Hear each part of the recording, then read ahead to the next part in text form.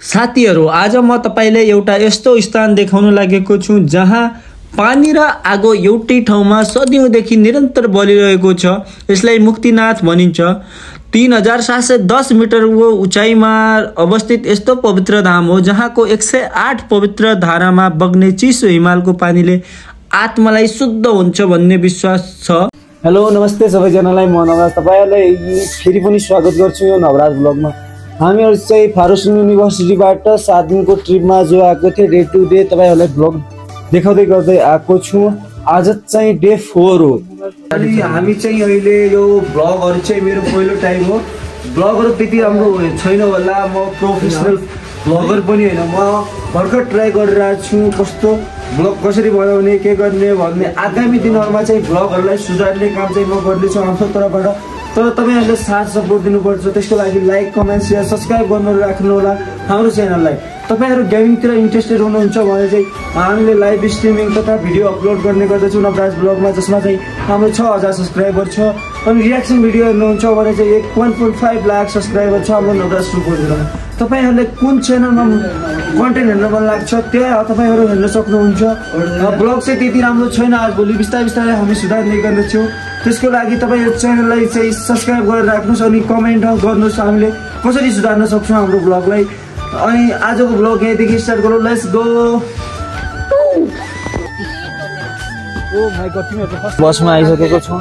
अब चिसो चिसो भइरहेछ। मुस्कानको लागि हामी रेडी भइसकेको छौँ। अनि हामी बिहान बिहान रेडी भएर अब बस हिँड्न लागेको छ। यहाँदेखि हामीहरू बसमा जानेछौँ। हामीहरू माथि कुल मन्दिरमा जाने हामीहरू। माइजी के भन्न चाहन्छ, कस्तो छ गर्मी? गर्मी एकदम धेरै गर्मी छ। सबैजना आइदिनु होला। यो त हाम्रो नाटकको लागि मात्र। त्यो किन लगाएको तिमीले? धेरै गर्मी भयो र।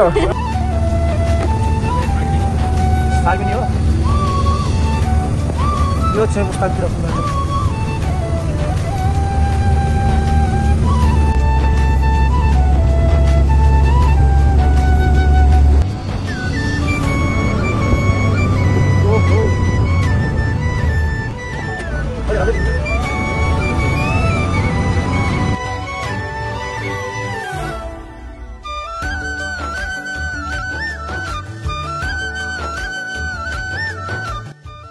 केही समयको यात्रापछि हामीहरू यहाँ सेल्फी डाँडा भन्ने नामक एउटा पर्वतमा रोकियौँ। यहाँ विश्वको सबैभन्दा ठुलो शालिग्राम रहेछ भगवान विष्णुको।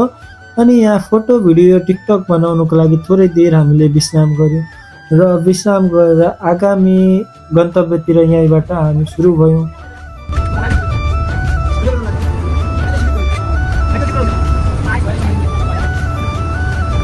र फाइनल चाहिँ हामी यहाँदेखि पैदल यात्रा मुक्तिनाथको लागि हिँडिसकेको छौँ।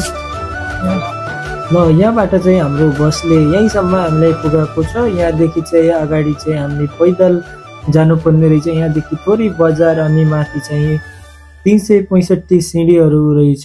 त्यहाँदेखि चाहिँ हामीहरू पैदल यात्री अगाडिको सफर चाहिँ त्यहाँदेखि सुरुवात गर्नेछौँ।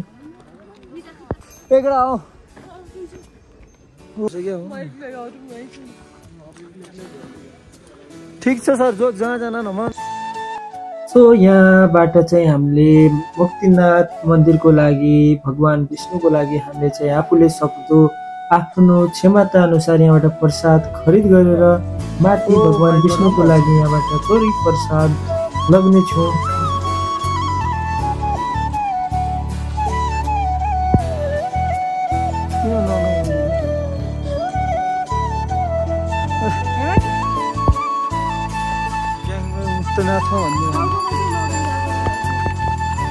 सरी के भन्नु, यो त एकदम गप्पा।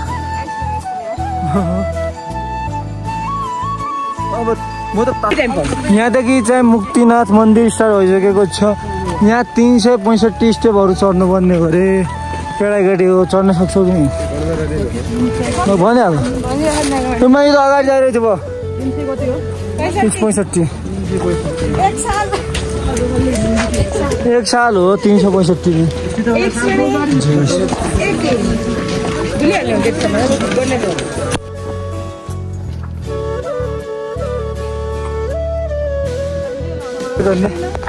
माथि त बस्यो आरामले हिँड्न लाग्छ कि खाने यत्रो भेट्छ।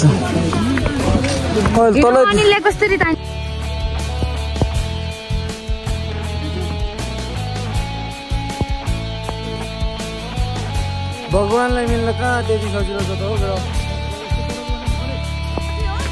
अनि त्यति नै हो यही हो मन्दिर त्यति छिटो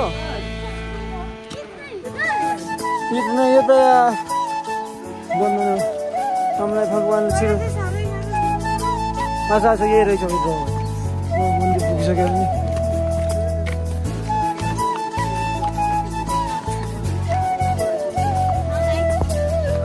यो हो छ त त्यही त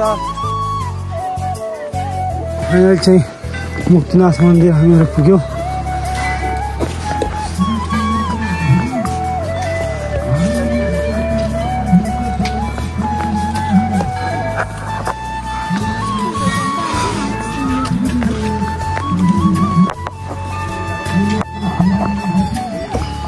मुक्तिनाथ मन्दिर चाहिँ यस्तो रहेछ तर यहाँ आउन चाहिँ एकदमै गाह्रो सास फुल्ने समस्या चाहिँ धेरै रहेछ जय बजरङ्गबली जय श्री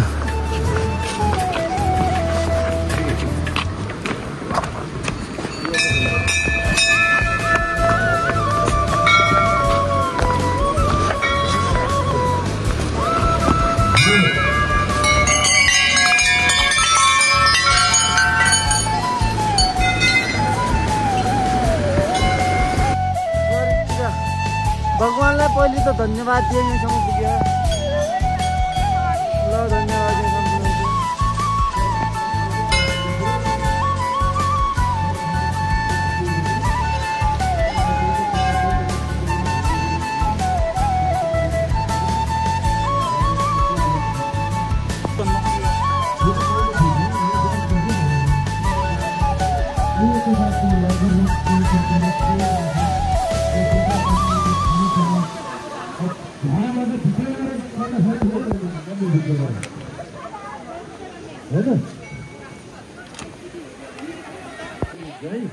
सो साथीहरू म अहिले चाहिँ आइपुगेको छु 3710 मिटरको उचाइमा अवस्थित मुस्ताङको पवित्र ठाउँ मुक्तिनाथ टेम्पलमा।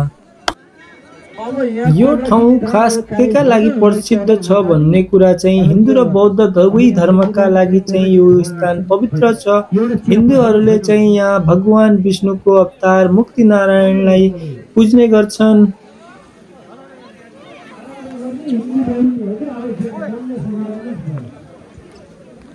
एक चाहिँ 108 धारा रहेछ।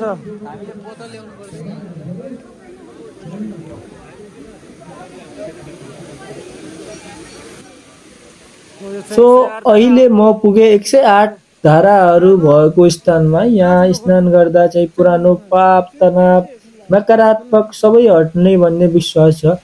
पानी यहाँको एकदमै चिसो छ, तर पनि भक्तजनहरूले भने 108 धारामा पुरै नुहाएर जाने गर्छन्।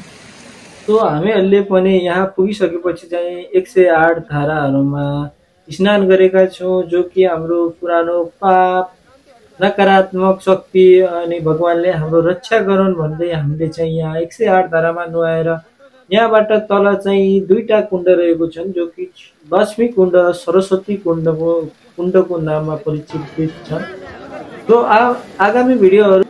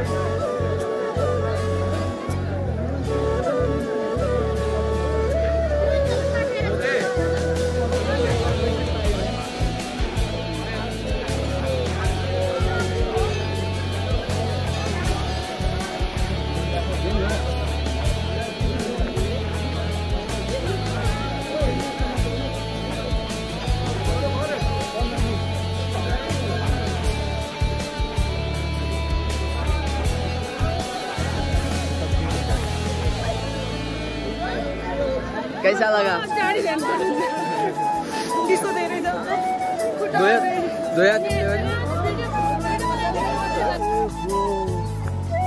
खतरा भेजी छ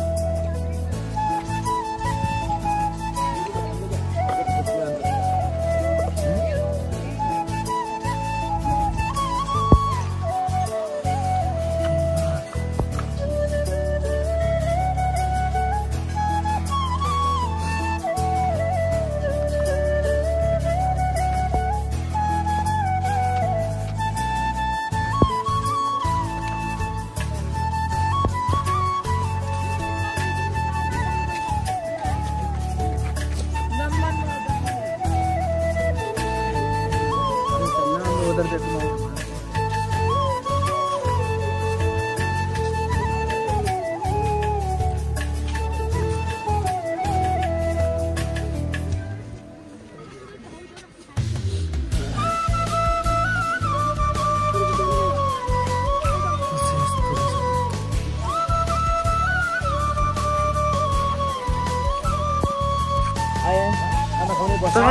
फाइनली गाइस हामी चाहिँ मुक्तिनाथको दर्शन गरेर आइसकेका छौँ नीचे जा रहे हैं बस है उधर अब होटल जाएंगे खाना पीना खाएंगे भूख भी बहुत लगी है